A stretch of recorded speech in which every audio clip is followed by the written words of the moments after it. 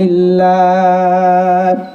আলহামদুলিল্লাহ, প্রশংসা সেই মহান আল্লাহ রাব্বুল আলামিনের দরবারে যে মহান আল্লাহ সুবহানাহু ওয়া তাআলা পবিত্র ঈদুল ফিতরের সালাত আদায় করার তৌফিক দান করলেন। এই জন্য সে মহান আল্লাহ রাব্বুল আলামিনের দরবারে শুকরিয়া জ্ঞাপন পড়ছি আলহামদুলিল্লাহ। অসংখ্য দরুদ ও সালাম বর্ষিত হোক আমাদের প্রিয় নবীর প্রতি পড়ি সাল্লাল্লাহু আলাইহি ওয়াসাল্লাম।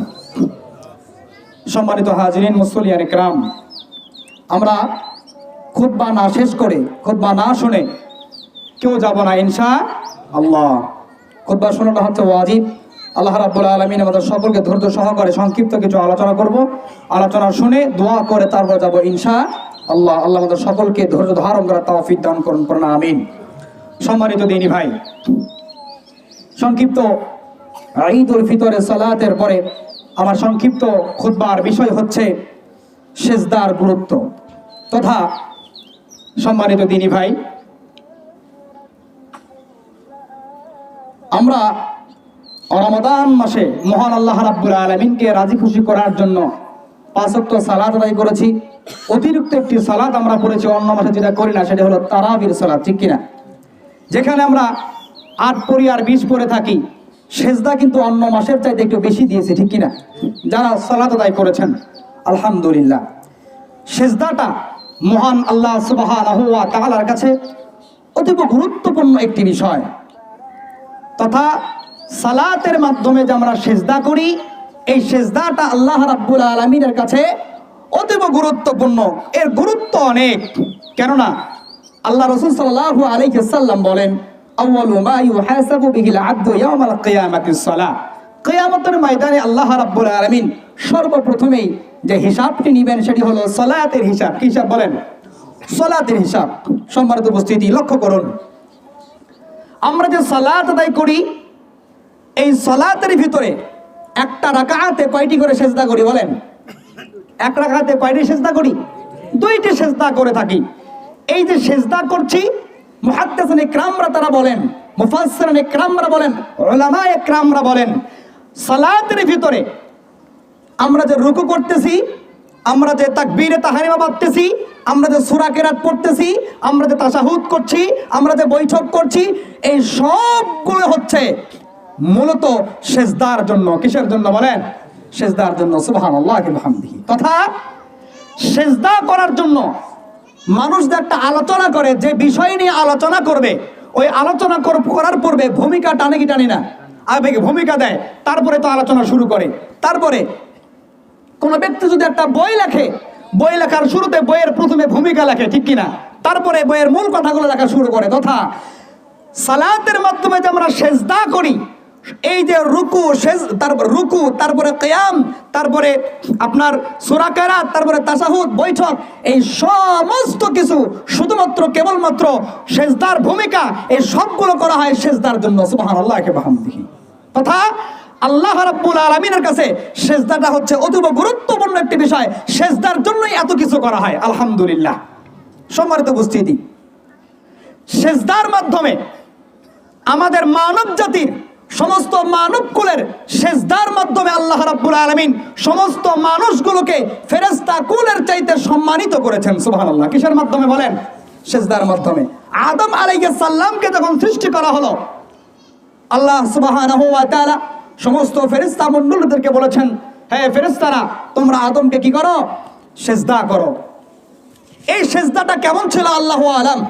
আমরা যে সালাতের মাধ্যমে সেজদা করছি, এই সেজদার মতো ছিল কিনা আল্লাহ রাব্বুল আলামিন তিনি ভালো জানেন। ওই সেজদা ছিল আদম আলাইহিস সালামকে সম্মানিত করার সেজদা। সুবহানাল্লাহ। ওটা কোনো ইবাদত ছিল না। আদম আলাইহিস সালামের জন্য এটা কোনো ইবাদত ছিল না। ইবাদত কেবলমাত্র সেজদা, কেবলমাত্র ওয়াসজুদু লিল্লাহ। সেজদা হবে কার জন্য বলেন? আল্লাহর জন্য। আল্লাহ বলছেন ওয়াসজুদু লিল্লাহ, তোমরা সেজদা করো আল্লাহর জন্য, তোমার রবের জন্য। কাকে সেজদা করতে হবে? আল্লাহকে সেজদা করে। আমরা তো সেজদা করি মাজারে গিয়ে, আমরা সেজদা করি পীরের দরবারে গিয়ে, আমরা সেজদা করি পীরের পায়ের নিচে, পীরের পায়ের উপরে হাতে পায়ে চুমু খাই, ঠিক কিনা? কোন সম্মানিত ভাই, সেজদা করতে হবে, এই কপালটা আল্লাহ রাব্বুল আলামিন আপনার মানব জাতিকে, মহান আল্লাহ সুবহানাহু ওয়া তাআলা এই মুখমণ্ডলটাকে এত সুন্দর করে তৈরি করেছেন ফেরেশতার মাধ্যমে নয়, আল্লাহ রাব্বুল আলামিন তার নিজের হাতে পছন্দ করে প্রত্যেকটা মানুষের এই মুখমণ্ডলটা সৃষ্টি করেছেন, এই কপালটা সৃষ্টি করেছেন, এই নাকটা সৃষ্টি করেছেন শুধুমাত্র কেবলমাত্র মহান আল্লাহ রাব্বুল আলামিনকে সেজদা করার জন্য। আমরা কাকে সেজদা করব? আল্লাহকে সেজদা করব। আদম আলাইহিস সালামকে যে সেজদা করেছিল ফেরেশতা মণ্ডলীরা, এই সেজদার মাধ্যমে আদমের সম্মান বৃদ্ধি করার জন্য, মানব জাতির সম্মানকে বৃদ্ধি করার জন্য, আশরাফুল মাখলুকাত সেজদা সম্মানিত করার জন্য এই সেজদা মূলত করা হয়েছিল। সম্মানিত উপস্থিতি, লক্ষ্য করেন, আমি বুঝতে পারতেছি আপনারা বিরক্ত হচ্ছেন যেহেতু রোদ প্রচন্ড। আপনাদের সাথে কিন্তু রোদ আমার বেশি লাগতেছে, সূর্য কিন্তু আমার দিকে। আচ্ছা, সম্মানিত উপস্থিতি, আদম আলাইহিস সালাম থেকে শুরু করে আমাদের শেষ নবী নবী মুহাম্মদ রাসূলুল্লাহ সাল্লাল্লাহু আলাইহি সাল্লাম পর্যন্ত 1,24,000 যত নবী রাসূল পৃথিবীতে এসেছিল, সমস্ত নবী রাসূলের সালাত ছিল এবং সালাতের মধ্যে যে সেজদা ছিল, প্রত্যেকটা সেজদা আমরা যেভাবে সেজদা করি আল্লাহ রাব্বুল আলামিনকে, ঠিক এভাবেই প্রত্যেকটা নবী রাসূল এবং প্রত্যেকটা নবীর উম্মতরা ঠিক এভাবেই সেজদা করত। সুবহানাল্লাহ। সম্মানিত দিনী ভাই, সেজদার কোনো পরিবর্তন হয়নি। আল্লাহ রাব্বুল আলামিন এই সেজদাকে অতীব পছন্দ করেন এবং সেজদার মাধ্যমে যদি আল্লাহ রাব্বুল আলামিনকে কাছে চাওয়া যায়, আল্লাহ সুবহানাহু ওয়া তাআলা ওই সেজদার মাধ্যমে চাওয়াটা, এই দোয়াটা মহান রব সঙ্গে সঙ্গে কবুল করেন। সুবহানাল্লাহি ওয়া বিহামদিহি। সম্মানিত দিনী ভাই, আমরা লক্ষ্য করি, একটু উদাহরণ দিকে লক্ষ্য করি।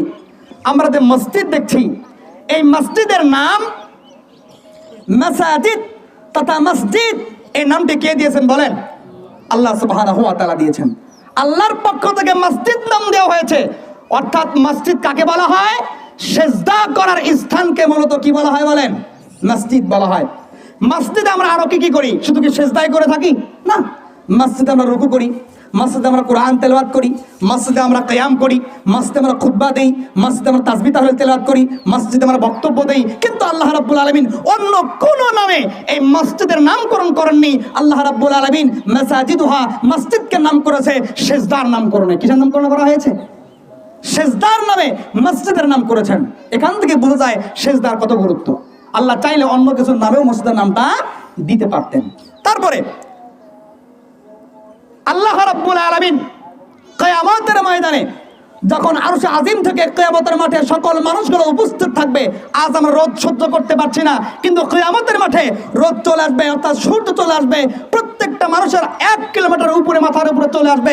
এই রোদের উত্তপ্ত তাপের কারণে মানুষ ঘামতে থাকবে, এমন ঘামবে, আল্লাহ রাসূল বলেন ঘামতে ঘামতে মানুষের কোনো হাঁটু পর্যন্ত কারো ঘাম হবে, কারো পায়ের টাকটু পর্যন্ত হবে, কারো গলা পর্যন্ত হয়ে যাবে। ঘামের মধ্যে মানুষ সাঁতার কাটতে থাকবে।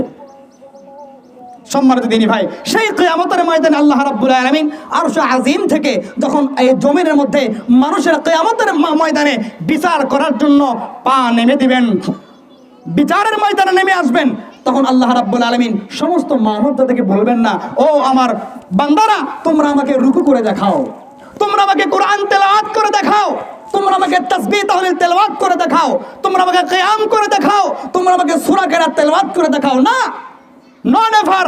আল্লাহ রাব্বুল আলামিন তিনি বলবেন, হে মানব জাতি, হে আমার বান্দারা, তোমরা আজ আমাকে সেজদা করে দেখাও। কি করে দেখাও? সেজদা করে দেখাও।